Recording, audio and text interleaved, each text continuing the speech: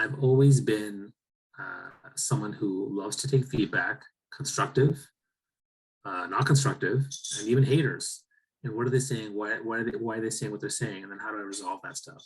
When I do a speech, even the ones where I think I just knocked it out of the park, I'll still say, and people say, hey, Bobby, I love that speech. I love that talk. Great. What did you love about it?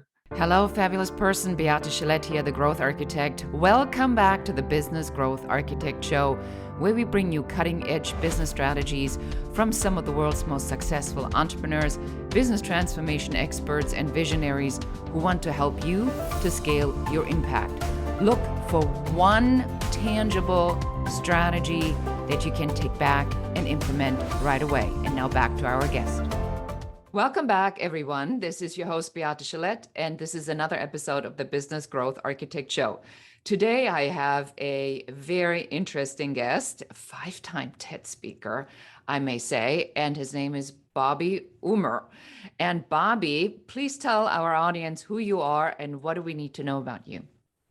Yeah, hi. I'm a professional speaker and trainer by trade. I've been doing that for 15 years, traveling around the world, speaking around leadership, personal branding, thought leadership, authentic connection relationships, networking, personal branding, and digital content, and things like LinkedIn and Twitter and things like that. But in the last couple of years during the pandemic, I've transitioned to doing more online training, but also a lot of coaching and online programs in the same areas of expertise, although one of the areas that I do now is social audio. So it's been a bit of a pivot, a bit of transition, but that's been my main thing that I do. And I love doing it. It's great fun. I bet that your family is not too unhappy if you're not on the road 300 days a year. Yeah, that's true. I think they're liking the fact that I'm home. Although one time, many years ago, when I did one of my first big, long speaking jaunts, I decided to extend the trip and I was gone for 11 days. And I missed my kids so much. I was like, oh, this is a bad idea. I'm never doing this again. And so then every single time I went somewhere big, I said 4 days. So I went to India, 4 days. I went to Germany, 4 days. I went to Tunisia, Africa, 4 days. I was like, I want to go. I'm going to come back. I'm going to do 2 days of traveling, and that's it.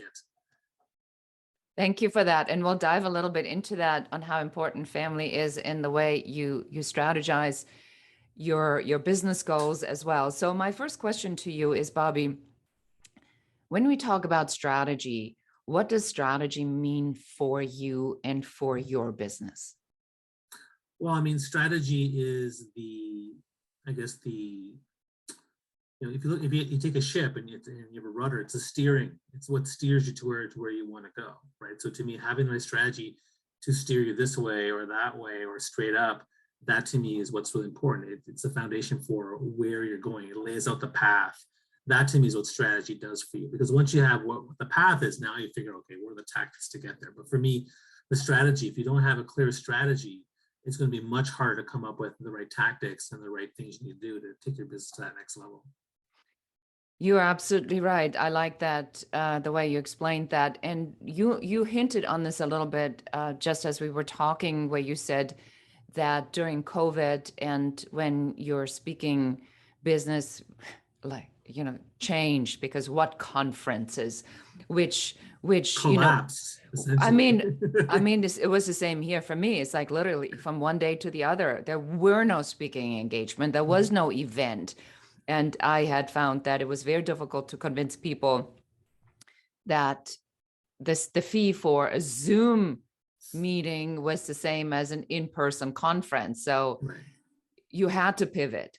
So how did you approach this from a strategic perspective? Did you have this moment of where you couldn't believe this was happening? Or did you say, okay, fine, I see the opportunity in this. I need to shift. I need to pivot. What did you do to adjust your strategy? Because in your particular case, because I know in the speaking business, everything stopped overnight. Yeah, so I think the first thing was the first month I was spent on my kids, trying to get them acclimatized and supported and whatnot. Then I remember on Easter, I was like, wow, okay, now I have to deal with the fact that everything's gone for the next 8 to 10 months. And so I think as someone who's been an entrepreneur for many years, I was quite okay with uncertainty. I've handled it before. So I think my first instinct was really, I need to figure out what's going on in people's minds. And so what I started doing is I started booking calls. And in 2020, I booked about 300 calls with people to understand what they were doing, how they were feeling, checking in. I'm a big relationship builder guy, so that to me was a big piece. But in doing those conversations, I was able to understand what are some of the things that people are thinking about, struggling with, and ergo, what are the opportunities? And as I did that over about, I guess, a 6-month period, I was able to extract what are some things I think people would be interested in me doing. And that's when I pivoted to two things that I saw. One was storytelling was a big thing that people wanted to do, whether it was for their content or whether it's for working with their teams. How do we tell better stories? Also, DEI, diversity, equity, inclusion was a big deal. So storytelling was also powerful there. So that became one thing. And then the second thing that came up was this idea of thought leadership branding. I want to either pivot, I either want to transition, or I either want to ramp up. And from that, the whole idea of thought leadership branding kind of came up. And so I started doing workshops and seminars on those two things. And that's kind of where things started to shift a little bit, and I started to see the opportunities. So the idea was, like going back to what you just said. So you literally booked 300 telephone conversations, and you just went on the phone and talked to people about what matters to them, what's going on, how they're feeling. And yeah. Did you have this objective that you trusted your entrepreneurial instinct was going to kick in, and you were going to find the pattern in what was being said? What was the path to get to the aha moment? That's a good question. I mean, I think initially was focused on the idea, well, relationship building is a core of my business. So let me reach out to people that I've worked with and people that are in my audience, and let's see what's going on. So because maybe it'll spark an interest, or they'll remember me for any business opportunities. So for me, that was the first thing. I wasn't actually thinking at the time that I'm looking for that aha moment. I was trying to gather information. I'm also a big information gatherer. I love feedback. And so trying to get the feedback of what people like, disliked, what's going on, that was for me to identify what's going on. The aha moment only really came after a combination of two things. One was actually three things. One was doing those calls and taking notes of what was going on in the calls. I was also doing a lot of content on LinkedIn at the time to try to gauge what my audience was feeling about various types of topics that I was really good at. And the third thing was working with my own coach on, ascertaining what's the best way to kind of transition and move forward. And it was interesting because, I had certain ideas of what I thought I should do, but then things kind of shifted and the data suggested something else. And I remember this because I was like, I want to go this path. And then my coach was like, I'm not sure about that one. And then I said, well, let's test it out. And then I tested it out with this polls, and it took us in a completely different direction, which was the storytelling piece. It was like, wow, people really want this. Okay. We got to listen to our audience. And so I think that was probably the big aha moment when the storytelling piece really came out, particularly in several polls that I ran. And I was like, wow, okay, people really want this. And every time I brought it up, and I started bringing it up in calls, like casually, hey, here's what I'm thinking of doing. Oh, that's great. Storytelling would be so good. It could help me in so many ways. And I was like, wow, okay. And so that to me was a good validation. I like that a lot. Yes, I think that, and I want to really point this out, that for our audience, that sometimes when you do something that you're not have an agenda, but that there's a genuine desire of connection and actually learning, asking the questions and learning what's going on with people, that sets in motion the entrepreneurial brain, which is what led you to, your success in the first place, where your brain then suddenly takes these pieces and puts it together. And I think that, the reason I asked you that question, Bobby, is because I wanted to see if you were aware of that sort of pattern that typically happens, me, because I do a lot of these system formula building and strategies. And I always believe that when I talk to someone, that the puzzle pieces are all in there. And oftentimes it's my job to help them to extract them and connect them. But I was curious to see if there was a conscious awareness that these pieces were in there, and at one point they kind of came together. Does that make sense? Yeah, I mean, as someone who is a huge advocate for personal branding and the personal branding process of getting feedback from your network and analyzing the data and coming up with some clarity and focus on what you're trying to do, to me, it's a very similar process that I did many years ago before I launched my business.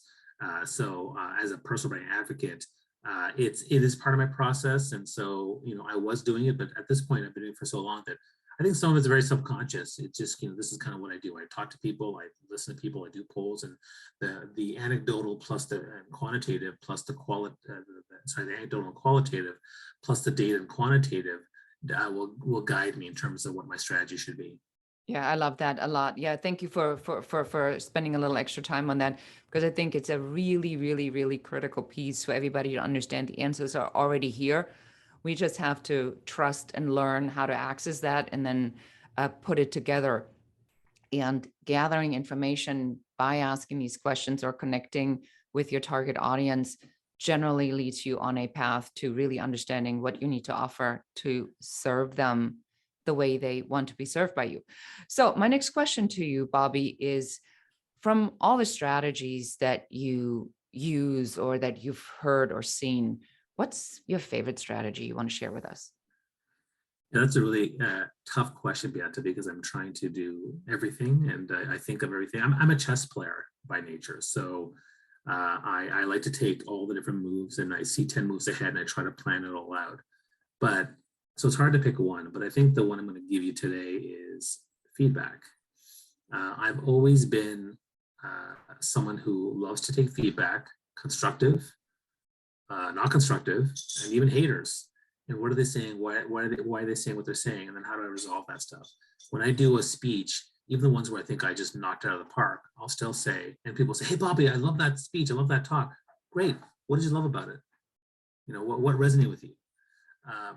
To me, feedback, you always have to be listening to everyone, your clients, your audience, your partners, your team. And so for me, when I think about feedback and how it evolves what I'm doing and how it affects my relationship, I was going to say relationship building because I'm a big people guy, but I think the feedback piece, before I even got on this call with you, I was talking to a couple of team members and I was getting feedback from them on how I was doing stuff. And that's part of relationship building. So for me, the feedback drives my business, it drives my relationships, it drives everything. So I think that's probably one of the biggest things that has helped my strategies formulate and execute more effectively.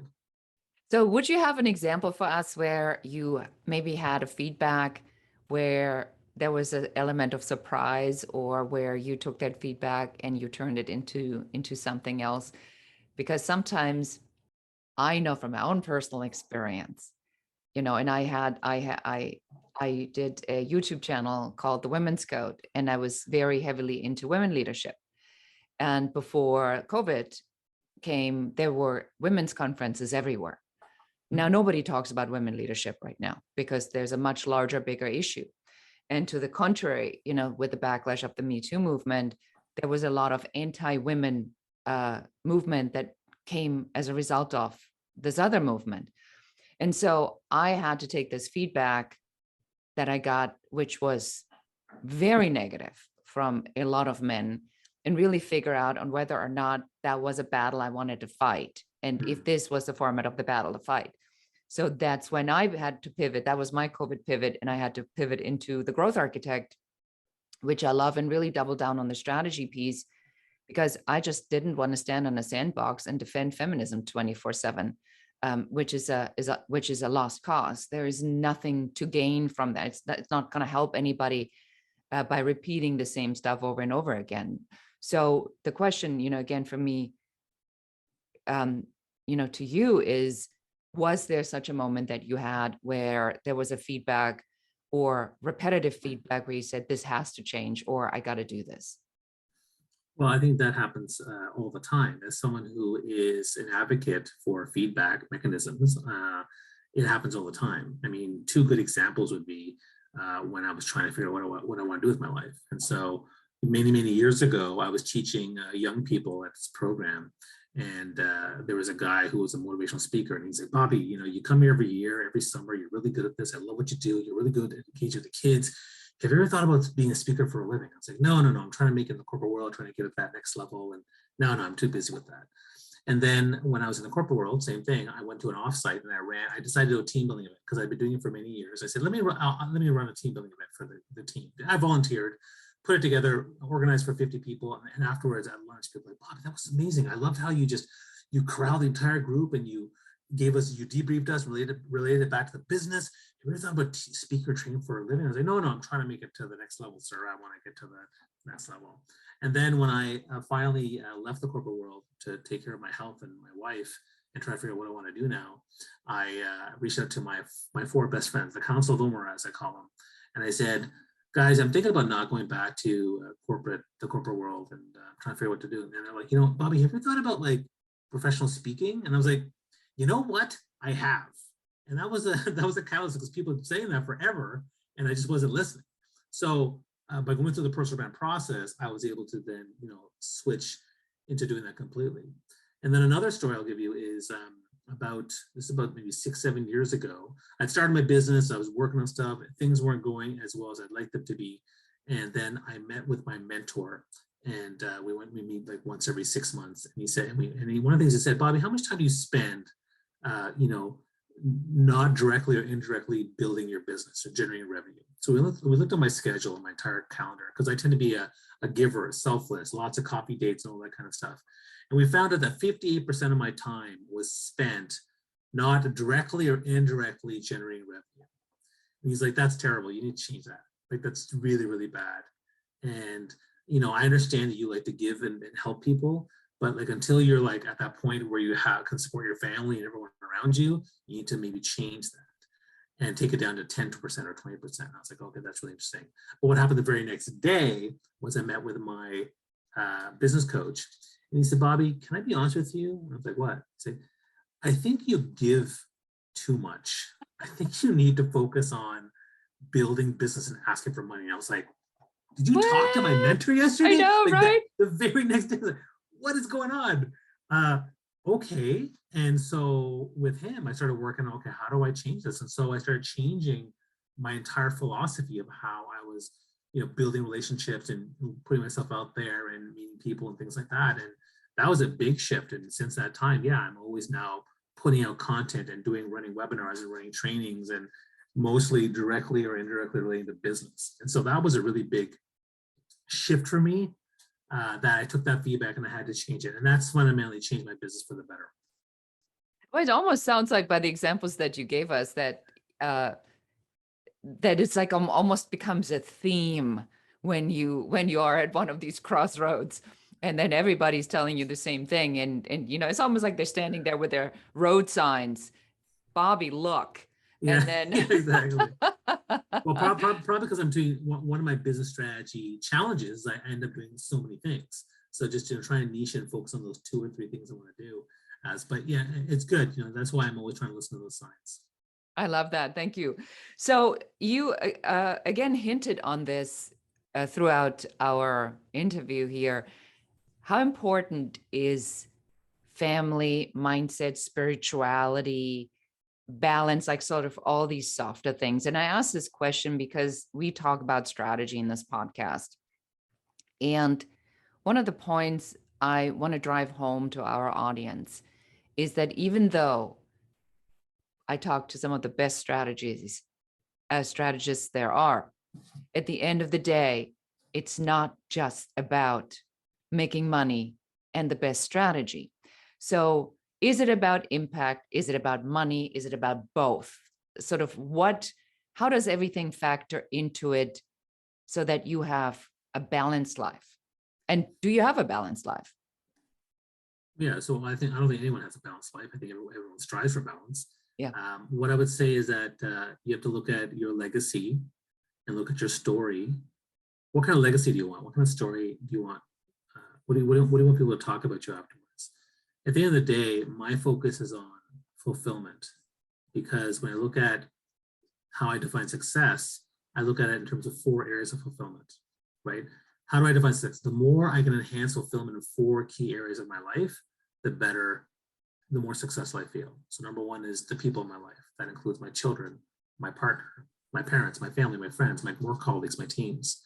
Number 2 is the work that I do, both professional work and volunteer work. Number 3 is the passion pursuits that I have. Like maybe I'm into musical theater, or maybe I like board games and doing fun things. Well, what are those things? And then number 4 is the spirit, mental health situation. What does that look like? Because that's how people find fulfillment. It's one of those 4 areas. And typically I find people make excuses or create narratives around their life where they make excuses for not fulfilling those specific areas. So for example, love my wife and kids, hate my job. Okay, but you can still work on your job. Or love my job, hate my wife and kids. You can still work on the relationships at home. Or you know what, hate my job, hate my wife and kids. Thank goodness for hot yoga or rock climbing. Too often people make those excuses, and I think that you can work on all 4 areas of fulfillment to try to make them better and to be fulfilled. So for me, a big piece is fulfillment. And fulfillment is different than happiness, because as a parent, there are painful times in my life, but they're fulfilling. That time I was rocking my daughter to sleep at 4 in the morning, and I'm tired, my back's hurting, and I fell asleep on the sofa with her on my chest.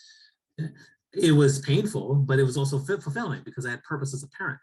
As an entrepreneur, there's tons of moments where it's stressful and there's uncertainty and overwhelm, but again, it's very fulfilling to be an entrepreneur and have that freedom and flexibility to plan my life the way I want. So for me, that's what I think about. I think about that fulfillment piece around my story and legacy. And so am I feeling fulfilled with my kids? What could be better? Let me work on that. Am I feeling fulfilled with my health? What can I work on? What of my work? What can I work on? So when I think of that, that's kind of how it drives. And that's what drives the importance of the family in my life, because to me, my kids are my greatest story and legacy as a leader I'm ever going to have in my life. So I'm very committed and dedicated to them.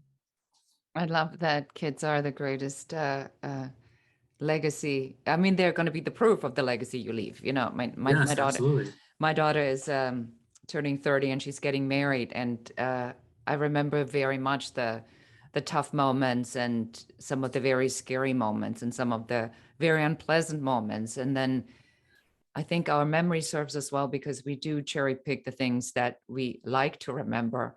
And then we look back and we say, well, at the end of the day, it all led us to a particular type of goal, which is the enjoyment. So very quick question. What would you say to someone who says, yeah, Bobby, I get it. The 4 areas of fulfillment, love it, but I don't have time. My work is overwhelming. It's, you make hay when the sun shines. I just can't get to it. What would you tell them? Well, I mean, the thing that strikes me the most in terms of importance is if you look at the 5 regrets of the dying, right? So imagine yourself 85 years old, looking back on your life. Are you going to look back and say, gosh, I'm so glad I worked 60 hours a week for that job and made that company $150 million over 50 years? Is that what you're going to be proud of? Or is it going to be something else? If you look at the top 5 regrets of the dying, 2 themes emerge. Number 1, I wish I had spent more time investing in relationships and people and connections that matter to me. And number 2, I wish I'd spend more time exploring the grand diversity of this beautiful planet. So what are you doing about those 2 things? And is work allowing you to do that? Because if you work your whole life and don't get a chance to do anything, then is that really worth it? I'd probably ask them those questions. I mean, at the end of the day, if they're not ready for that, to accept the fact that, work is just one means to doing something, and it's not everything, then they'll have to come back another time. I often meet people who I meet every year they tell me the same old story, and I tell them, well, there's an opportunity out there to do this and get away. And they're like, yeah, I need to get away. And then they don't. And they come back to me the next year and I say, do you want to be here next year telling me the exact same thing about the pain you're feeling with your work and how you're not fulfilled and not enjoying it and it's toxic? Or are you willing to do something about it? Because when you're ready to do something about it and fight for the life that you want, I'm ready to fight with you. I love that. Are you ready to fight for the life that you want? And when you are, I'm right here to fight with you. I love it. Bobby, so how can we find out more about you? Where do we go to learn about what you do? Yeah, so I mean, at this point, I now run 3 companies. So rayallen.com is my speaking and training company. dypb.ca is my discovery personal branding company. And now I have another one called thoughtleadershipbranding.club, where I help people build thought leadership brands using social audio as a primary tool in their strategy. And of course, you can follow me across social media with Rayhan Bobby, and you can follow my company page and my stuff on LinkedIn. Excellent. Well, thank you so much for being here. I appreciate having you on the show. And that is it for us today. This is Beate Chalette, the host of the Business Growth Architect Show. And that's it for us today. Thank you for listening and watching the Business Growth Architect Show. I enjoyed having you here. And for accountability, just take one of the strategies that you have heard, one thing that you can implement in your business immediately. Please leave comments. Don't forget to like and share this show. And if you have any questions about business, please put them in the comments. We are here for you. We're here to support you and help you to grow, build, and scale your own business. For more advice, please check out our website in the show notes below. Thank you again. This is Beate Gillette, the Growth Architect, and goodbye.